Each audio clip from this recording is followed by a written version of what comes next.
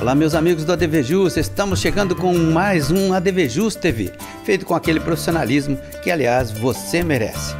Você vai ver no ADV Jus TV de hoje, ADV Jus Notícia, ADV Especial com 2 participações, ADV Jus Prestação de Serviços, ADV Jus Advocacia Viva, ADV Jus Podcast e Momento Divino de volta aqui em nosso programa. Tudo isso e muito mais é agora aqui no ADV Jus. Fique aqui comigo.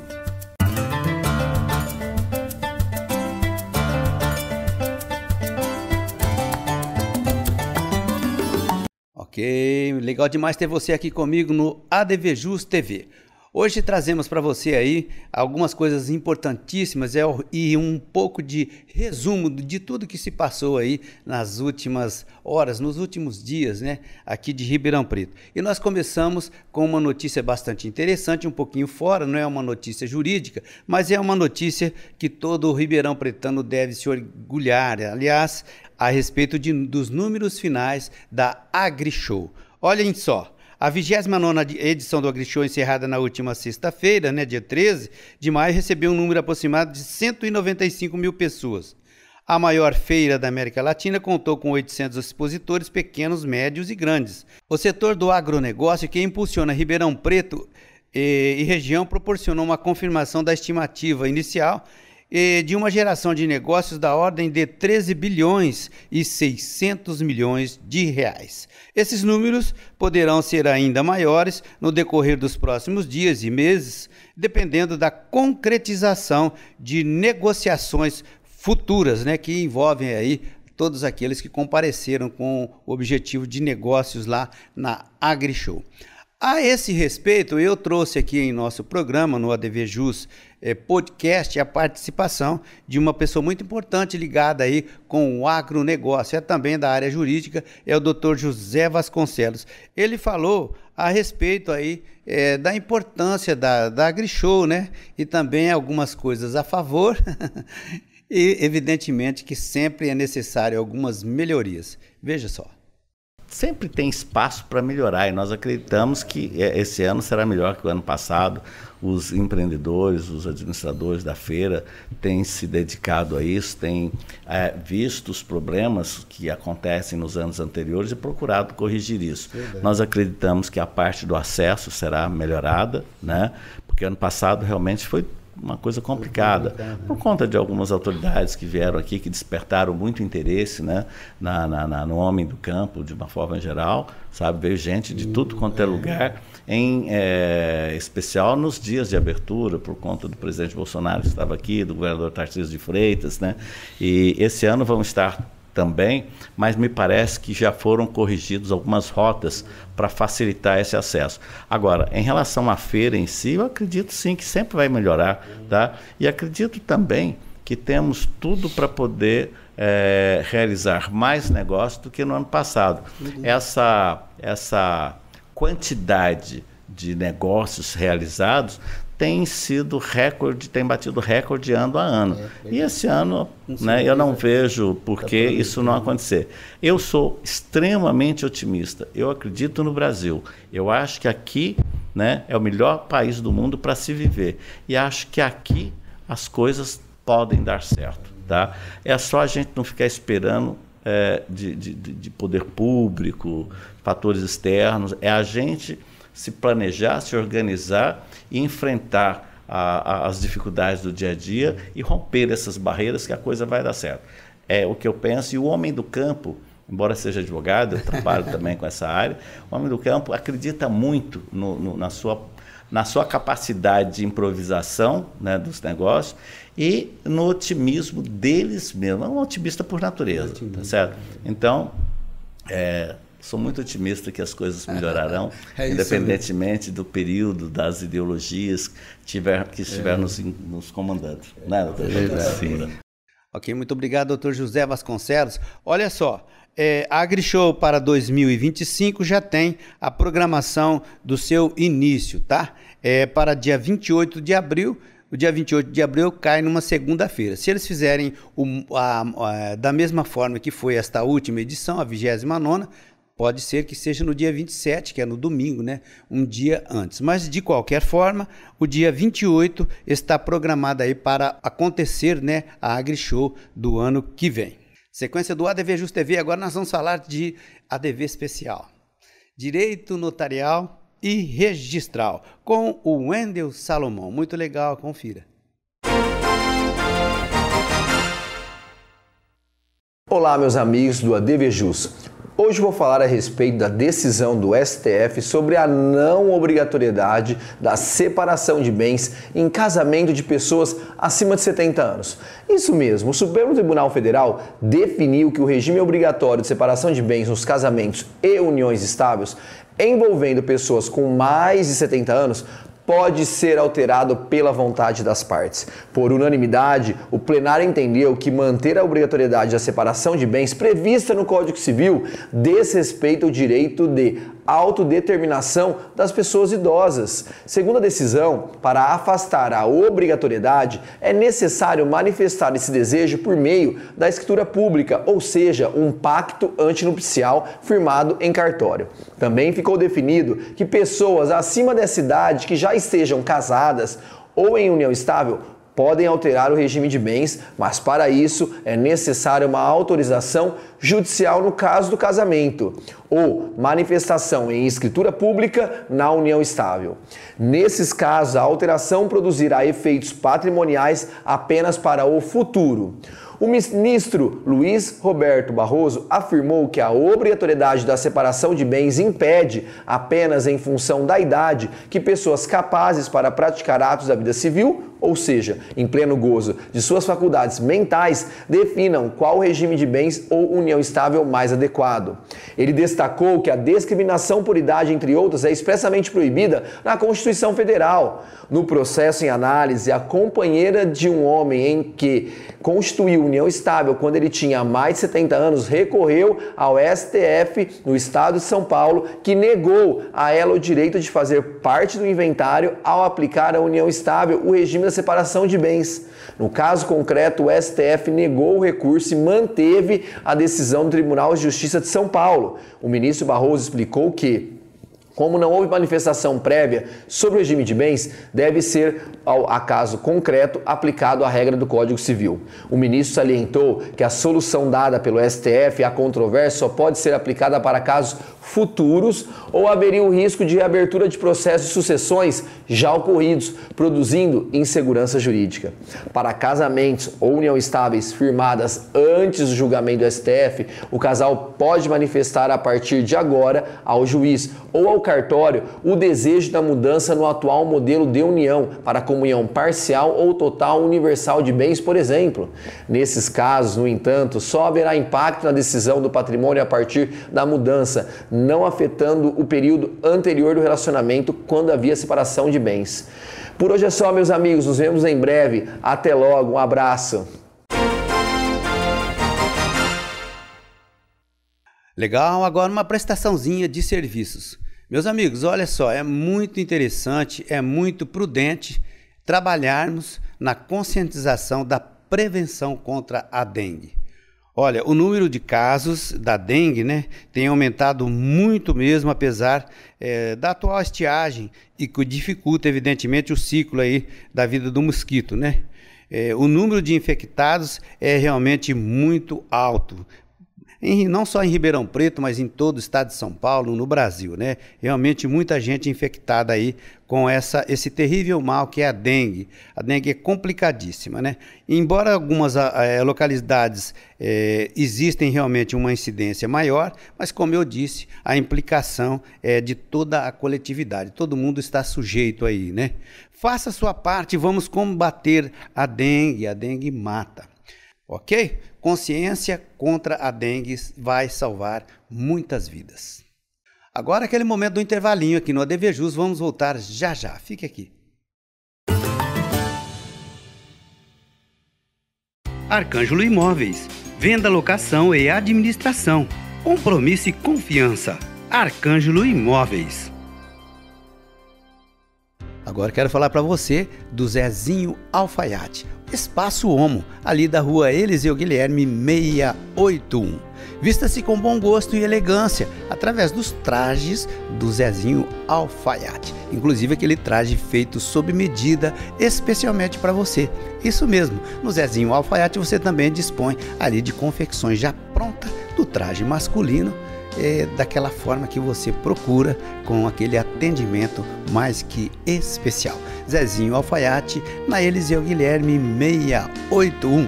Faça como eu, vista-se com elegância com os trajes do Espaço Homo.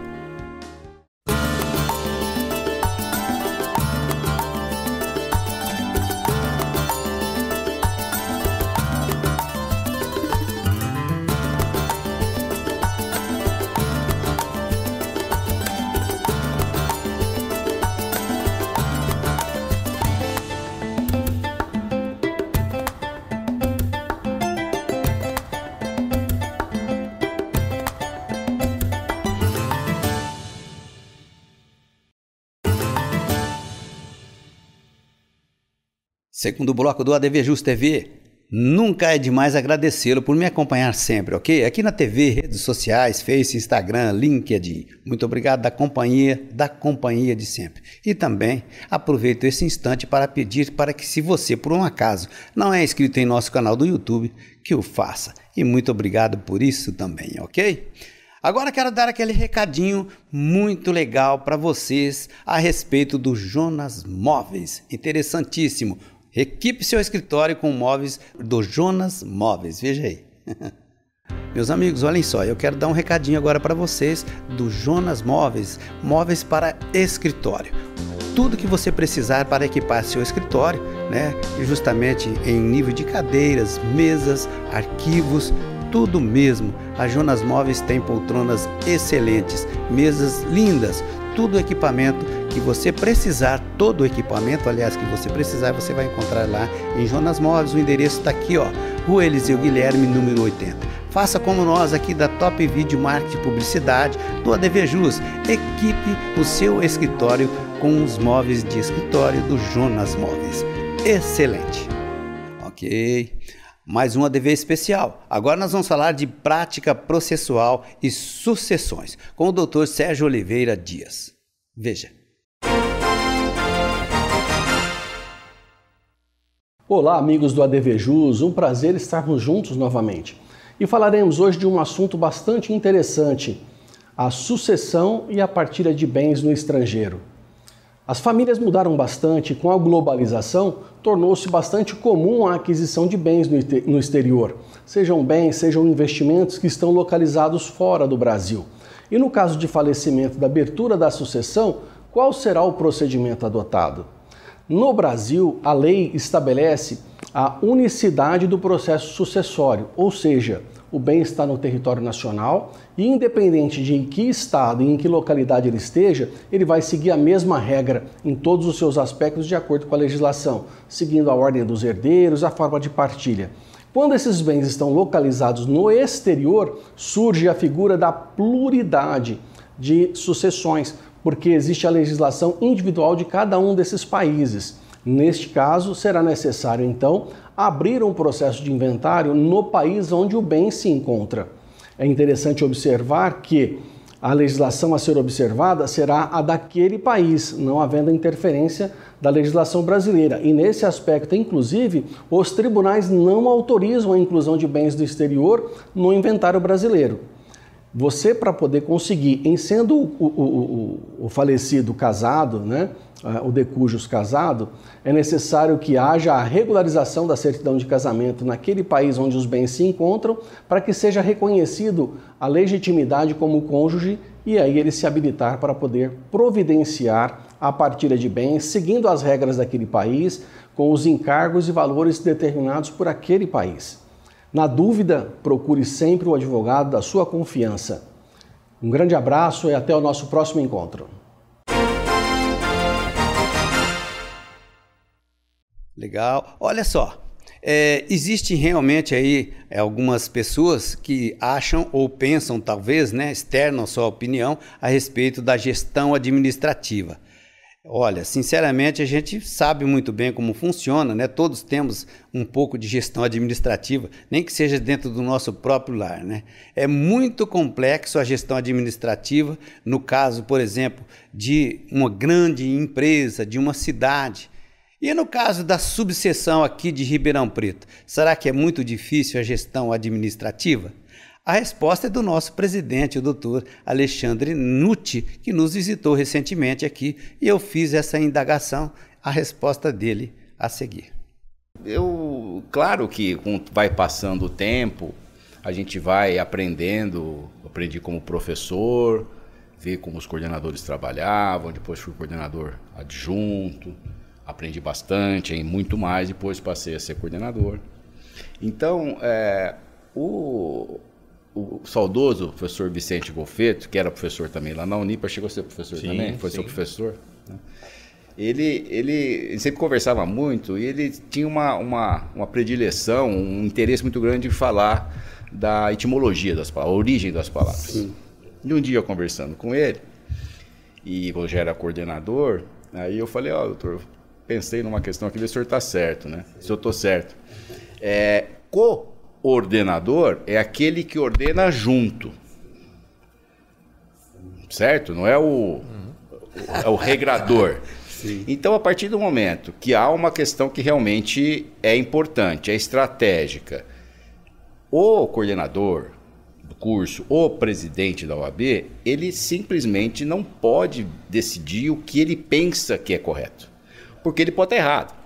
E, ouvindo todos, mesmo que a nossa vontade primeira seja vencida, aquela decisão ela passa a ter muito mais legitimidade, porque não é uma decisão do presidente ou da diretoria. Estamos coordenando. Então, isso eu sempre trago para mim e eu penso que é assim que tem que ser, porque a Unip não é minha, infelizmente, né?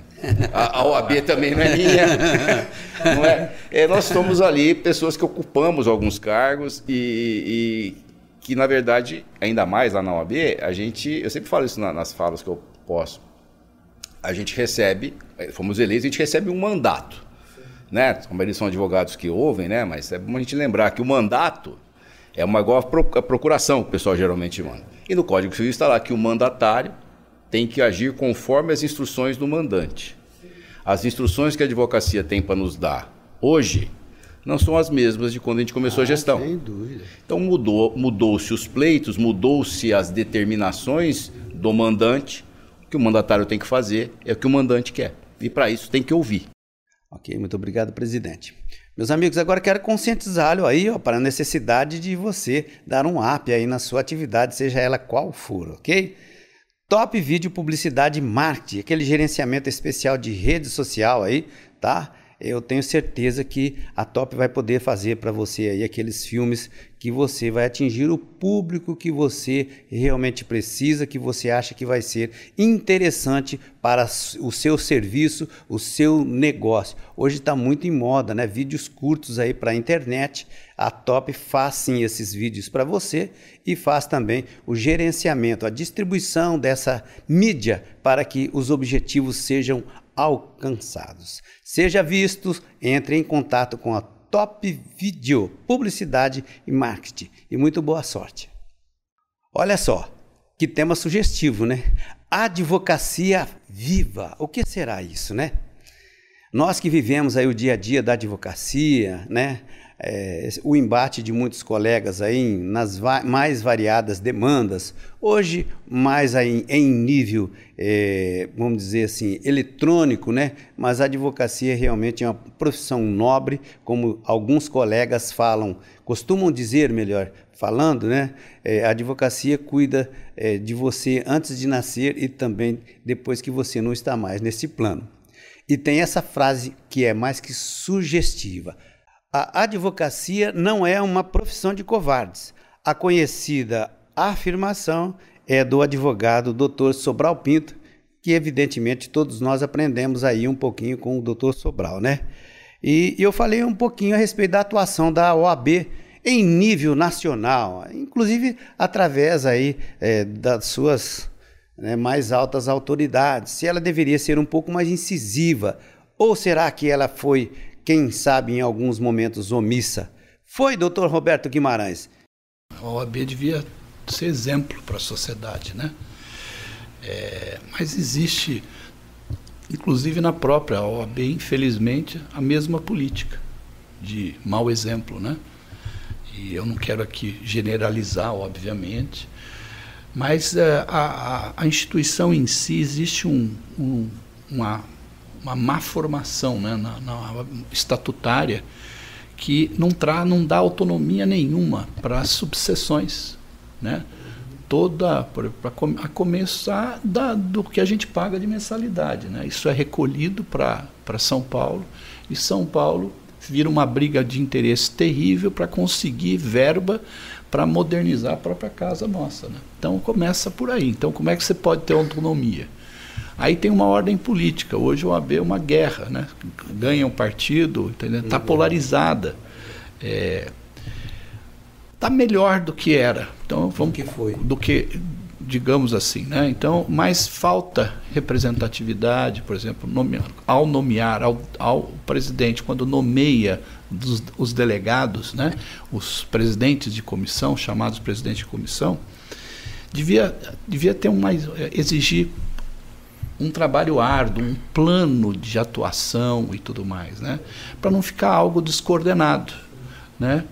Como nós falávamos, né? Então tem que, por exemplo, eu tive muito problema quando em outras gestões, embora tivesse tido muito apoio do presidente da ocasião, mas eu não conseguia eleger o OAB para assumir função nenhuma no Conselho Municipal de Urbanismo, porque a eleição não é paritária, né? Então tem tudo isso. Então a OAB devia interferir mais nessas questões políticas, exigir dos políticos o que de direito, né? E infelizmente a gente não vê fazendo, né? Ao menos para o pleno exercício da advocacia, no mínimo, né? E da cidadania, da cidadania em si, né? Porque se você cerceia a cidadania, você acaba com as instituições, você fortalece de um lado podre as instituições, né? Ok, muito obrigado.